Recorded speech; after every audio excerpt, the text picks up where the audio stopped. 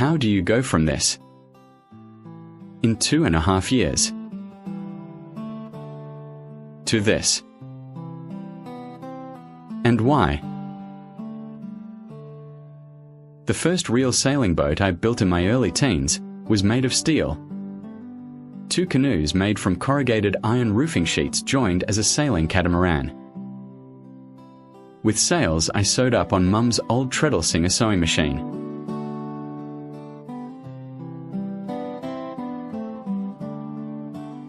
The idea caught on, with a couple of my mates emulating. Gary's design didn't have much freeboard, definitely a single-handed boat. In late teens I graduated to the 16-foot skiffs, where I really learned the true skills of sailing fast boats. On Defiant, owned by Bob Kears and crewed by me, Hans and Frank.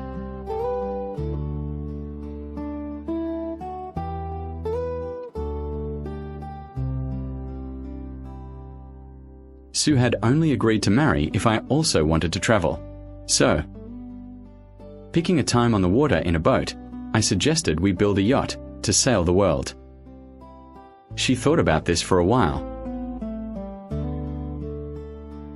then wanted to know more. The deal was done. I bought a Gwen 12 to teach Sue how to sail. We picked a build site in front of Sue's parents' house, and I taught myself how to weld steel, the choice for build design and material. The slope of the site meant I had to build the boat upright, starting with the keel. Hey mister, are you building a monument? I hope not.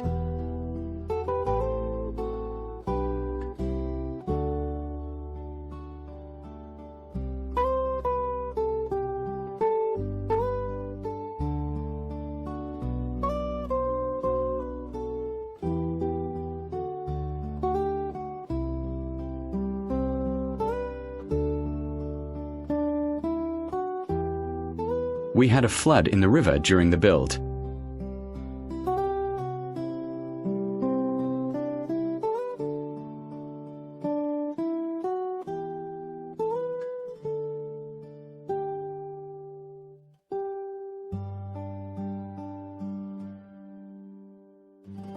Theoretically, we were clearing debris from the garden trees, not having fun.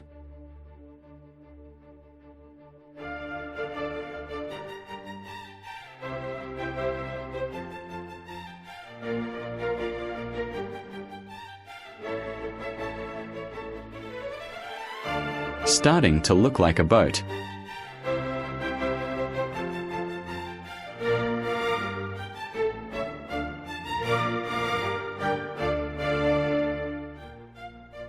Most steel boats are built upside down, much easier to lift on plating sheets.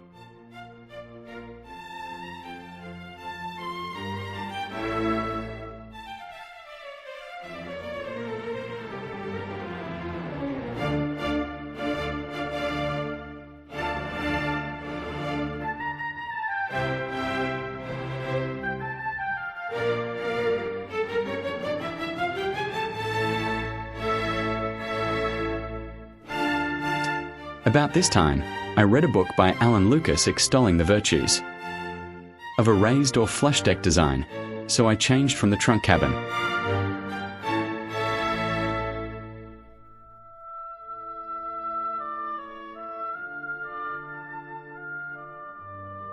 Celebrating the finish of grinding off excess weld bead on the hull.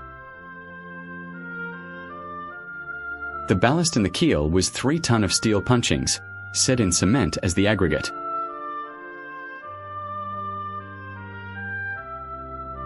Lifting it up in small manageable bucket loads to be tipped into the keel spaces. It was a long, weary job. And soon we were nearly done.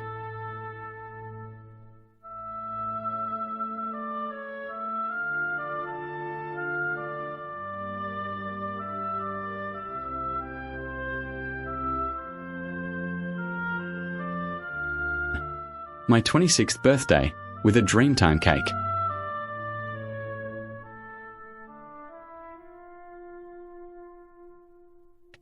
building the masts.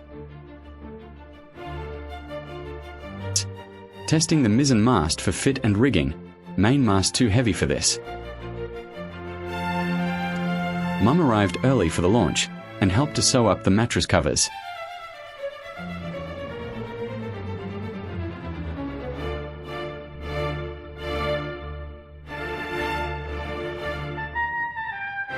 And finally, it was launch day.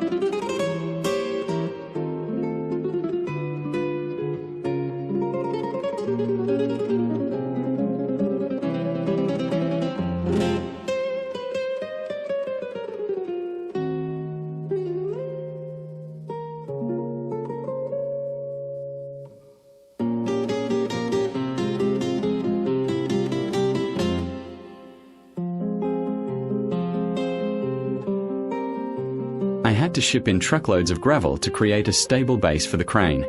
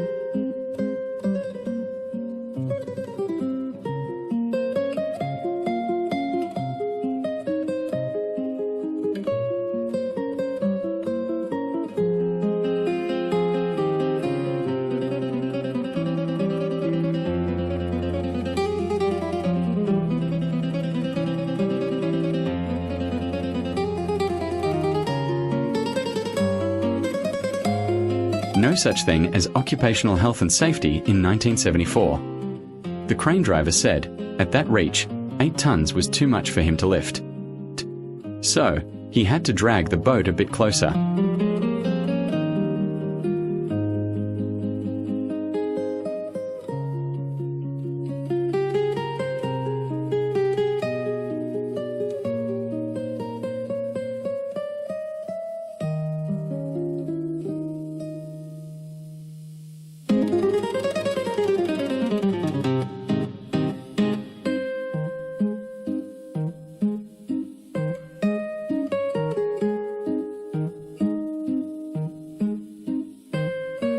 Swinging the boat around into the neighbour's driveway.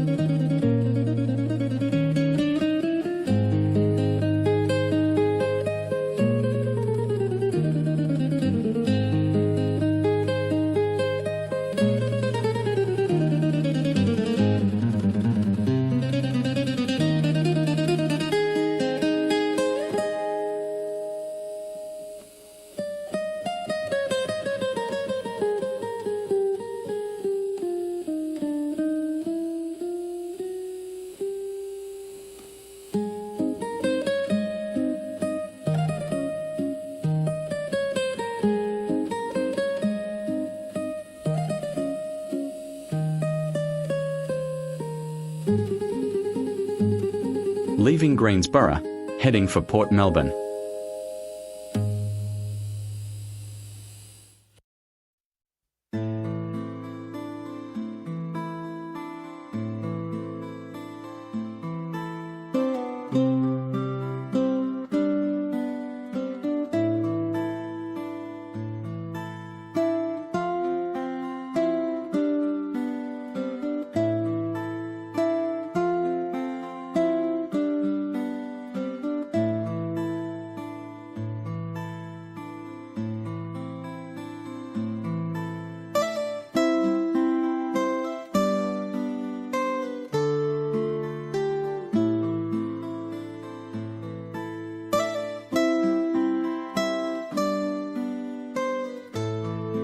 Arriving in Port Melbourne, in 1974, still very much an industrial area.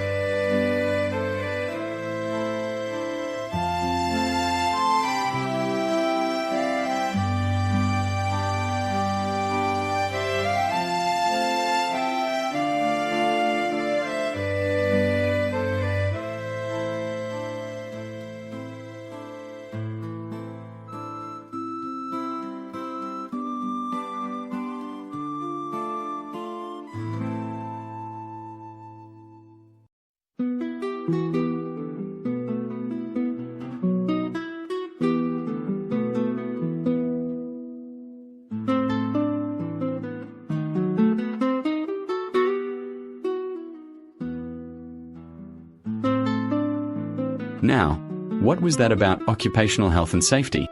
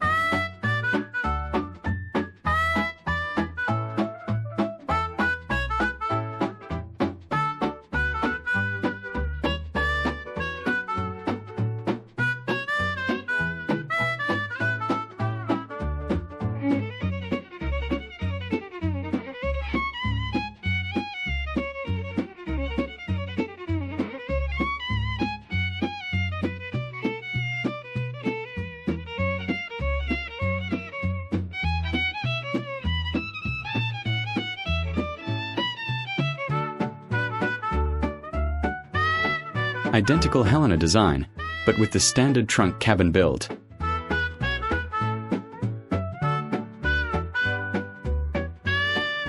The round bilge sloop version called Germaine